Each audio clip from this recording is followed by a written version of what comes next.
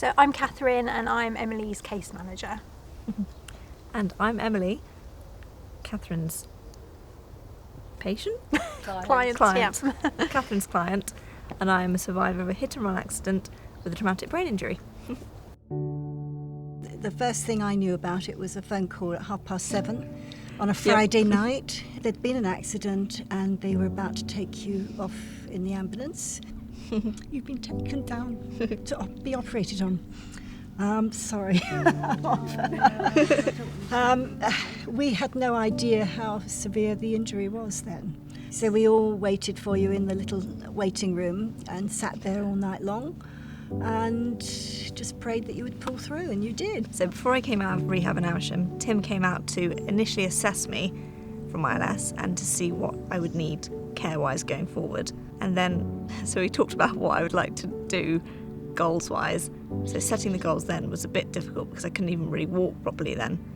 But going from there was really handy, just to know someone in the field that would get me progressing more outside of rehab. It was nice to meet other people who'd had similar injuries to me and talk about, well, anything really.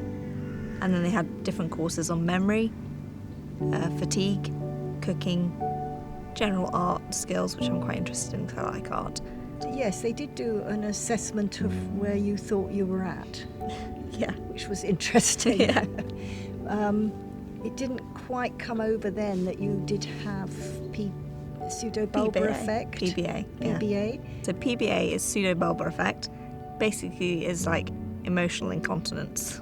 So it's like you laugh at, I'm very giggly as you might be able to tell. So it's basically when you laugh at something sad. So if someone tells me something sad, I tend to giggle because I can't control my emotions. It's quite funny, really, if you know me. But it's very awkward too. But it's fine, I'm learning to deal with it and tell people I met I've got it. So if they do tell me something sad, I might laugh or giggle. Yeah, but something quite funny to us will be hilarious for you. Yep. Then that gets the whole family laughing. So we've enjoyed the laughter, and a lot of your friends, once they understood it, can cope with it. They think it's quite funny as well, don't they? Well, I was very relieved when Catherine came on board. It was a great help because she was able to come with us to view all the different rehab centres. Yeah. So I remember coming to visit Emily just as I was about to take over your case from Tim, and physically you were in such a different position to what you are now. My overriding memory of Emily is just how positive she was, having been through so much and such a traumatic event. You were so positive, you were so eager just to get going and improve, and the same for all your family. It was really nice to meet Catherine and meet someone who actually could understand me. And because she's got a physiotherapy background, it was very helpful in that respect. So she actually knew what I was talking about. Sorry. Betsy, go to Emily. Never worked with animals. Yes, I've got lots of pets. It's like a small holding here.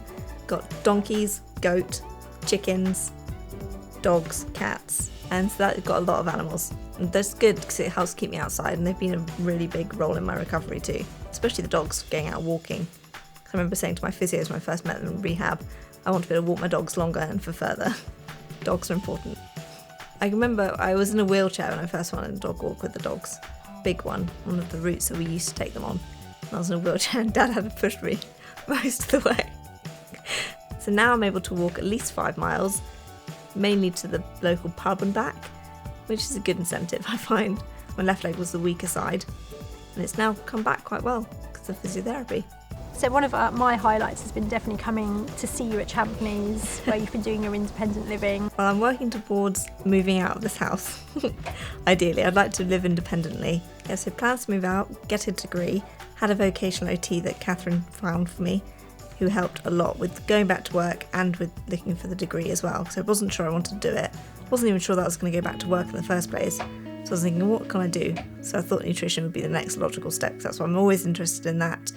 And I've worked for a superfood company before. I know there's a big connection between the gut to the brain, and brain injury survivors, well, generally people wouldn't really think about that, but food nutrition has a big role to play in recovery from it.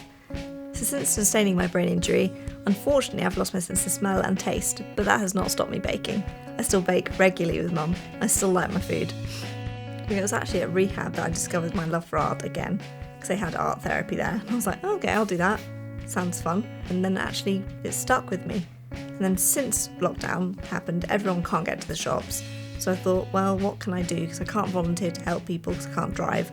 And I'm not in London, so I can't really walk to people's houses to deliver shopping or help people other ways. So I thought, I'll make cards for people. And then all the profits of that has gone to the NHS and HEMS, which has been really good. Made about £300 so far. And then I'm still taking orders now. I've been mentoring a man who's had a similar injury to me, traumatic brain injury, and I found that I wasn't really sure when I first started doing it what I was going to say, but through my rehabilitation and everything I've learned, I've been able to help him, which is really great because it's something positive that's come out of a negative. And I think we're at a very different position now because you've achieved so much, and we're now looking at the more finer goals such as driving, got you back to work, looking at getting you into your own accommodation, hopefully in the new year. Yeah, hopefully. So there's some really exciting stuff coming up in the next 6 months. Yeah, I'm really looking forward to getting out on the roads again, driving independently. I'm learning in a Ford pickup truck, which is not exactly the most small, manoeuvrable car to practice in. I don't think any driving school would let you learn in a car like that. But it's a car I used to drive to the station and back, and now so I'm used to it. Yeah, my confidence in the car has grown every time I go out, apart from the last time when I nearly drove into the barn. Not my finest moment, but my confidence does improve every time I drive. So I think the more you practice it, the better, as with anything really in recovery. The more you do it, the better you get at it.